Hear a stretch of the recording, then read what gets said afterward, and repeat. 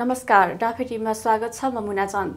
आजको श्रृङ्खलामा हामीले एउटा रिपोर्ट लिएर आएका छौँ जसको शीर्षक रहेको छ मोदीको भ्रमण नेपालमा चिनिया प्रभाव रोक्नेतर्फ लक्षित। अब सुरु गरौँ आजको श्रृङ्खलाबाट। बुद्ध नेपालमा जन्मेका हुन् भन्ने आशयको भाषण गरेर भारतीय प्रधानमन्त्री नरेन्द्र मोदीले नेपालसँग भएका सीमा विवाद लगायतका अन्य समस्यालाई छायामा पार्ने प्रयास गरेका छन्। नेपालमा घट्दो लोकप्रियतालाई बढाउन भारतीय प्रधानमन्त्री मोदीले धार्मिक कूटनीतिको हतियार चलाएका छन्। यसअघि जनकपुर धामको भ्रमणका समयमा पनि प्रधानमन्त्री मोदीले सीता बिना राम अधुरै रहेको बताएका थिए। 2 जेठमा बुद्ध पूर्णिमाको दिन भएको लुम्बिनी भ्रमणको समयमा भारतीय प्रधानमन्त्री मोदी सीता र रामको विषयमा पनि बोल्न भ्याए। उनको बोली पूर्व प्रधानमन्त्री केपी ओलीले अगाडि सारेको नेपालको ढोरीमा रामको जन्म भएको भन्ने तर्कलाई खण्डन गर्नेतर्फ केन्द्रित थियो। पशुपतिनाथ, जनकपुर, मुक्तिनाथ र लुम्बिनीको विषयलाई अगाडि सारेर भारतीय प्रधानमन्त्री मोदीले नेपालले अगाडि सारेको चुच्चे नक्साको विषयलाई विषयान्तरणको प्रयास गरेका छन्। तत्कालीन प्रधानमन्त्री केपी ओलीले भारतले लामो समयदेखि नियन्त्रणमा लिएको लिम्पियाधुरा र लिपुलेख क्षेत्रलाई समेटेर चुच्चे नक्सा सार्वजनिक गरेको थियो। नेपालले आधिकारिक प्रमाणका आधारमा तयार गरेको उक्त नक्सालाई भारतले मान्यता दिएको छैन। नेपालको पछिल्लो नक्सालाई मान्यता दिँदा भारतले चुच्चे नक्सामा भएको भूमिबाट भारतीय सेना फिर्ता गर्नुपर्छ। तर अहिलेसम्म चुच्चे नक्साको विषयमा भारत मौन रहेको छ। 2072 को नाकाबन्दीपछि नेपालमा भारतीय प्रभाव कमजोर हुँदै गएको देखिन्छ। ओलीको प्रधानमन्त्री कालमा भारतले नेपाललाई थप शङ्काको दृष्टिले हेर्यो। यसको पछाडिको कारण नाकाबन्दीको समयमा ओली भारतसँग नझुक्नु हो। यसको अलावा चीनसँग पारवहन सम्झौता गरेर ओलीले भारतलाई नाकाबन्दी खोल्न बाध्य पारेका थिए। पछिल्लो समयमा ओलीको नेतृत्वमा जारी चुच्चे नक्साले त भारतका विपक्षमा ओली प्रयोग भएको निष्कर्षमा भारत पुगेको देखिन्छ।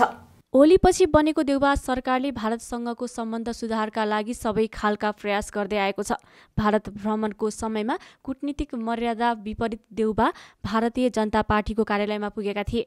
भारतको औपचारिक भ्रमणको समयमा सत्तारूढ दलको पार्टी कार्यालयमा पुग्ने देउबा सम्भवतः पहिलो प्रधानमन्त्री हुन्। भ्रमणको समयमा देउबाले नयाँ दिल्लीमा रहेको नेपाली दूतावासमा पुरानै नक्सा राख्न समेत लगाएका थिए। धार्मिक कूटनीतिको प्रयोग। नेपाल भ्रमणका समयमा भारतीय प्रधानमन्त्री मोदीका विश्वासपात्र तथा भारतीय जनता पार्टी भाजपाका विदेश विभाग प्रमुख विजय चौथाइवाले प्रधानमन्त्री पत्नी आरजु देउबासँग बालुवाटारमा राखी बाँधेका थिए। देउबा सरकार गठन भएसँगै चौथाइवाले 5 दिने नेपाल भ्रमणमा आएका थिए। 2 देश बीचको सम्बन्ध सुधार्नको लागि प्रधानमन्त्री मोदीका दूतका रूपमा नेपाल आएका चौथाइवाले थालेको धार्मिक कूटनीतिक अभ्यासले लुम्बिनीमा पूर्णता पाएको देखिन्छ। भारतीय प्रधानमन्त्री मोदीले लुम्बिनी भ्रमणको समयमा आफू बुद्धको अनुयायी रहेको देखाउने प्रयास गरेको देखिन्छ। उनको यो प्रयासका सन्देश नेपालमा भन्दा बढी मात्रामा चीनतर्फ लक्षित रहेको छ। नेपालमा बौद्ध धर्मावलम्बीहरूको प्रभाव त्यति ठुलो छैन। त्यसैले भगवान गौतम बुद्ध भन्दा बढी नेपालमा पशुपतिनाथको दर्शनले महत्त्व राख्छ। यो पटकको भ्रमणमा मोदी पशुपतिको दर्शन गर्न काठमाडौँ आउने जागर भने गरेनन्। पछिल्लो समयमा लुम्बिनी भारतीय भन्दा चिनिया पर्यटकहरूको केन्द्र बन्दै जान थालेको देखिन्छ। सन् 2000मा चीनको लुम्बिनीमा बौद्ध मन्दिर बनायो। चीन सरकार मातहतको बुद्धिस्ट एसोसिएसन अफ चाइनाले विदेशमा बनाएको यो पहिलो बौद्ध मन्दिर हो। बौद्ध मन्दिरसँगै चिनियाहरूको चासो लुम्बिनीमा बढ्न थाल्यो। पछिल्लो समयमा सन् 2011मा चिनिया गैर सरकारी संस्था Asia Pacific exchange and cooperation एपेकले 3 अर्ब अमेरिकी डलर लुम्बिनी विकासमा खर्च गर्ने गरी एपेक र संयुक्त राष्ट्रसङ्घीय औद्योगिक विकास सङ्गठन युनिडो बीच सम्झौता भयो। बेजिङमा मुख्यालय रहेको एपेकले लुम्बिनी विकासमा देखाएको अग्रसरताप्रति भारत रुष्ट बन्यो। अमेरिका, जापान तथा युरोपेली मुलुकले समेत शङ्का व्यक्त गरे। त्यसबेला माओवादी अध्यक्ष पुष्पकमल दाहाल, सह अध्यक्ष र पूर्व युवराज पारस समेत एपेकको पदाधिकारी रहेको सार्वजनिक भएको थियो। एपेकले अगाडि बढाउने भनेको काम अहिलेसम्म थालिएको भने छैन। भारतीय प्रधानमन्त्री मोदीको लुम्बिनी भ्रमणको पूर्व सन्ध्यामा नेपालका लागि पूर्व भारतीय राजदूत रञ्जित रेले नेपाली भाषाको अनलाइन नेपाल खबरलाई दिएको अन्तर्वार्तामा भनेका छन्, चीनले बुद्ध धर्मको प्रवर्धनका लागि लुम्बिनीलाई उपयोग गर्न खोजेको देखिन्छ। चीनले दक्षिण पूर्वी एसियाका बौद्ध मुलुकहरू र आफूलाई लुम्बिनीसँग जोडेर आफ्नो धार्मिक र व्यापारिक स्वार्थ पूरा हुने देखेको छ।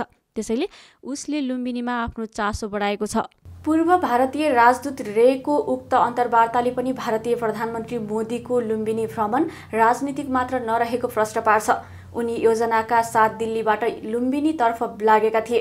बुद्ध भारतमा जन्मेको दाबी गर्दै आएका भारतीय मिडियाहरूका कारण पनि नेपालीहरूले भारतीयलाई हेर्ने दृष्टिकोण सकारात्मक हुन नसकेको निष्कर्षमा भारत पुगेपछि मोदीले नेपाल भारत सम्बन्धलाई पुरानो अवस्थामा फर्काउन लुम्बिनी भ्रमणमा निस्किएको देखिन्छ।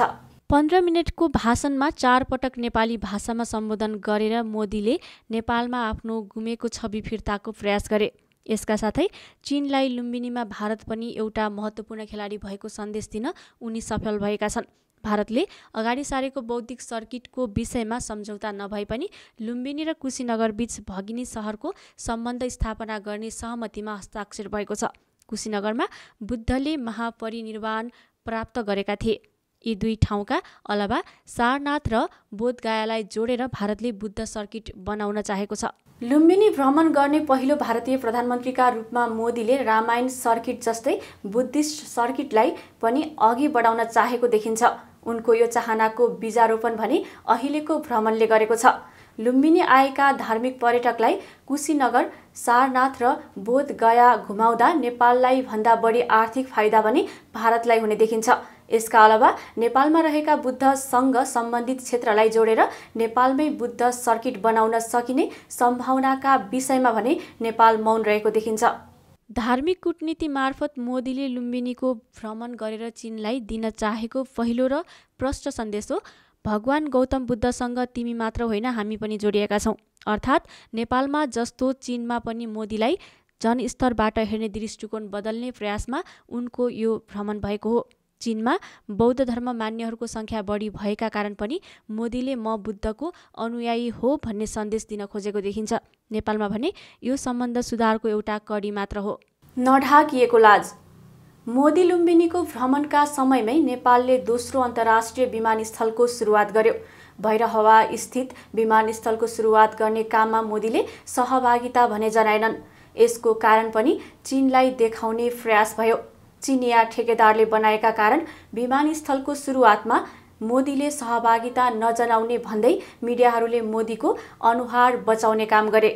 लुम्बिनी भ्रमणको समयमा मोदी दिल्लीबाट कुशीनगर विमानस्थलतर्फ उडेका थिए। कुशीनगरमा आयोजित बुद्ध जयन्ती सम्बन्धी कार्यक्रममा सहभागी भएपछि मोदी भारतीय सेनाको हेलिकप्टरबाट लुम्बिनी आएका थिए। कुशीनगर विमानस्थलको साटो मोदीले सिधै भैरहवा विमानस्थल प्रयोग गर्न सक्दथे।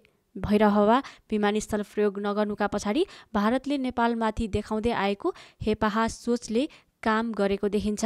नेपालले भैरहवा अन्तर्राष्ट्रिय विमानस्थलको निर्माण थालेपछि सीमा क्षेत्रका भारतीय नागरिकहरू समेत यही विमानस्थल भएर विदेश आवत जावत गर्ने सम्भावना बढेको थियो। यसका साथै कुशीनगरमा जाने बौद्ध पर्यटकहरू समेत भैरहवा अन्तर्राष्ट्रिय विमानस्थलको बाटो भएर जाने सम्भावना थियो। यो सम्भावनालाई रोक्न भारतले कुशीनगर विमानस्थललाई अन्तर्राष्ट्रिय विमानस्थलको रूपमा स्तर उन्नति गर्यो। यो विमानस्थल 20 अक्टोबर 2021मा मोदीले उद्घाटन गरेका थिए। उद्घाटन कार्यक्रममा श्रीलङ्काका युवा तथा खेलकुद मन्त्री नमल राजपाक्से र 100भन्दा बढी बौद्ध धर्मावलम्बीहरूलाई कुशीनगर ल्याइएको थियो। बौद्ध पर्यटकको ध्यानमा राखेर निर्माण गरिएको यो विमानस्थल भैरहवा विमानस्थल प्रयोगको विकल्प हो। भैरहवाबाट 135 किलोमिटर टाढा रहेका कारण बौद्ध धर्मावलम्बीहरूलाई कुशीनगर ल्याएर त्यहाँबाट गाडी मार्फत लुम्बिनी ल्याउने सोचका साथ भारतले यो विमानस्थल बनाएको देखिन्छ। अर्कोतर्फ यो क्षेत्रबाट खाडीमा जाने कामदारहरूले भैरहवा विमानस्थल प्रयोगको विकल्पका रूपमा पनि कुशीनगरलाई विकास गर्न खोजिएको देखिन्छ। त्यसैले लुम्बिनी भ्रमणको समयमा मोदीले भैरहवाको साटो कुशीनगरको विमानस्थल प्रयोग गरेको देखिन्छ। उनको यो प्रयासले गौतम बुद्ध जन्मस्थल लुम्बिनी जान कुशीनगरको बाटो प्रयोग गर्नुपर्छ भन्ने सन्देश दिएको छ। भैरहवा विमानस्थल प्रयोग गर्दा भारतीय मिडियामा नेपालमा अर्को अन्तर्राष्ट्रिय सञ्चालनमा आएको सन्देश जान सक्दथ्यो। भैरहवाबाट लुम्बिनी जाने छोटो बाटोको विषय पनि यसले अन्तर्राष्ट्रिय स्तरमा प्रचारमा ल्याउँथ्यो। कुशीनगरबाट मोटरमा आउने सम्भावनालाई समेत मोदीले प्रयोग नगरेर लुम्बिनी जान हेलिकप्टरको आवश्यक पर्दछ भन्ने सन्देश दिन खोजेको देखिन्छ। लामो समयदेखि बुद्ध भारतमा जन्मिएको दाबी गर्दै आएको भारतका प्रधानमन्त्री मोदीले अझै पनि बुद्ध जन्मिएको विषयमा कसरी राजनीति गर्न खोज्दैछन् भन्ने कुरा यो भ्रमणले प्रश्न पारेको छ। भर भारतको 44 दिनको फरकमा नेपाल र भारतका प्रधानमन्त्रीको रूपमा भएको यो दोस्रो भेट हो। यो पटकको भेटमा दुई देशका प्रधानमन्त्रीको बीचमा 6वटा सम्झौता भएका छन्। काठमाडौँ, त्रिभुवन तथा लुम्बिनी बौद्ध विश्वविद्यालय र भारतको Indian institute of technology Madras IITM बीच शैक्षिक क्षेत्रसँग सम्बन्धित 4 समझदारी र एउटा सम्झौता भएको छ। सम्झौता अनुसार काठमाडौँ विश्वविद्यालय KU र IITM बीच स्नातकोत्तर तहमा ऊर्जा प्रणाली विषयमा इन्जिनियरिङ कक्षा सञ्चालन यसै शैक्षिक सत्रबाट गर्न थालिएको छ। भारतीय सांस्कृतिक सम्बन्ध परिषद ICCR र त्रिभुवन विश्वविद्यालयको एसियाली अध्ययन केन्द्र सिनास बीच भारतीय अध्ययनको ICCR चेयर स्थापना गर्ने समझदारी भएको छ। यो समझदारीले नेपाल भारत बीचको सम्बन्धबारे अध्ययन गर्न सहयोग पुग्ने बताइएको छ। भारतबाट अन्तर्राष्ट्रिय सम्बन्धका प्राध्यापक नेपालमा नै बसेर सहयोग गर्ने सिनासले जनाएको छ। सिनासले 1984 देखि नै एसियाली देशहरूको अध्ययन गर्दै आएको छ। लुम्बिनी बौद्ध विश्वविद्यालय र ICCR बीच बौद्ध अध्ययन गर्न डाक्टर अम्बेडकर चेयर स्थापना गर्ने सम्झौता भएको छ। नेपाल भारतको बौद्ध अध्ययन संस्कृतिको अनुसन्धान गर्न उक्त सम्झौता गरिएको हो। यसको लागि भारत सरकारले बौद्ध विश्वविद्यालयका प्राध्यापकहरूलाई नेपाल पठाउनेछ। 3 विश्वविद्यालयमा स्थापना गर्न थालिएको भारत चेयरले नेपाल र भारत सम्बन्धको विषयमा अध्ययन अनुसन्धान गर्ने जनाइएको छ।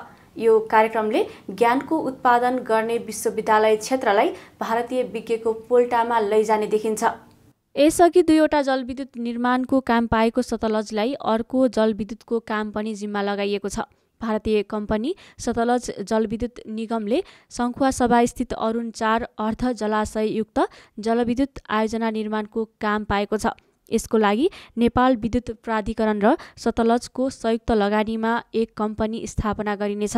कम्पनीमा प्राधिकरणको 49 र सतलजको 51% सेयर स्वामित्व रहनेछ। भारतको केन्द्रीय सरकार र हिमाचल प्रदेश सरकारको संयुक्त लगानीको सतलजले 900 मेगावाट क्षमताको अरुण 3 र त्यसको तल्लो तटीय क्षेत्रमा पर्ने 679 मेगावाटको तल्लो अरुण जलविद्युत आयोजना निर्माणको जिम्मा पनि पाइसकेको छ। सम्झौता अनुसार यी दुई जलविद्युत आयोजनाबाट नेपालले क्रमशः 21.9 र 21% बिजुली निशुल्क पाउनेछ। अरुण 4बाट पनि 21.9% बिजुली नेपालले निशुल्क पाउने गरी सम्झौता भएको हो। 750 मेगावाट क्षमताको पश्चिम सेती जलविद्युत परियोजना समेत देउवाले मोदीलाई जिम्मा लगाउन वार्ता गरेका छन्। नेपालको जलविद्युत क्षेत्रमा भारतको लगानी निकै बढ्दै गएको देखिन्छ, जसले गर्दा नेपाली पानीको पहिलो फाइदा पनि भारतले लिने देखिन्छ। अर्कोतर्फ नेपालको माइक्रो म्यानेजमेन्टमा फेरि भारतको आँखा पर्दै गएको यो भ्रमणले देखाएको छ। अमेरिकाको प्रभाव बढ्दै गएको अवस्थामा भारत पनि आफ्नो छातामा रहेको नेपालमा जबरजस्त उपस्थिति बढाउन चाहिरहेको छ। त्यसको लागि 3 जेठमा मात्रै नवीन श्रीवास्तवलाई नयाँ राजदूतको रूपमा नेपाल पठाएको छ। उनी यसअघि भारतीय विदेश मन्त्रालयको इस्ट एसिया डेस्क प्रमुख थिए। उनी चीन मामिला विज्ञका रूपमा परिचित छन्।